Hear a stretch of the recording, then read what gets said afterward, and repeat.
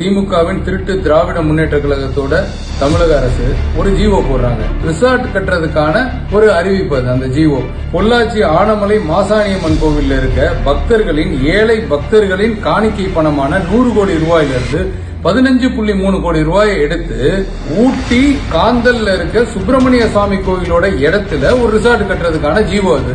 எவ்வளவு ஒரு அராஜகம் பாருங்க, எவ்வளவு ஒரு திமிரு பாருங்க. அதுல கோவில் பணத்தை எடுத்து பக்தர்களின் மேம்பாட்டு தவிர வேற எந்த வேலைக்கும் பயன்படுத்தக்கூடாதுன்னு இருக்கு. அதையும் மீறி கோவில் பணத்தை எடுத்து பக்தர்களின் வசதிக்கு ஏதாவது செய்யறதை விட்டுட்டு அதுல எடுத்து என்னத்துக்கு ரிசார்ட் எதுக்கு இவங்க கட்டுறாங்க? சொகுசு விடுதிங்க, சொகுசு விடுதி.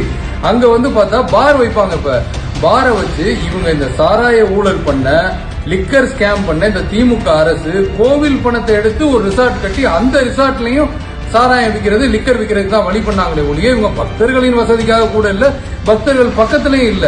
இதை நாங்க எதிர்த்து இன்னைக்கு உயர்நீதிமன்றத்தில் ஒரு வழக்கு தொடர்ந்து இன்னைக்கு ஒரு மிகப்பெரிய வெற்றியை கிடைத்திருக்கோம். இதனால இந்த ஒரு ஜிஓவை இந்த அரசாங்கம் திரும்ப பெறேன்னு சொல்லியிருக்காங்க. இது எங்களுடைய மாநில தலைவர் திரு அண்ணாமலை அவர்களுடைய வழிகாட்டுதலின்படி மிக சிறப்பா வாதாடி எங்களுக்கு இந்த வெற்றியை பெற்றுக் கொடுத்திருக்காங்க. இதுக்காக எங்கள் கூட ஒத்துழைத்த அனைத்து பாஜக சொந்தங்களுக்கும் வழக்கறிஞர் அவர்களுக்கும் எங்களுடைய பாராட்டுக்கள், நன்றிகளை தெரிவித்துள்ளோம்.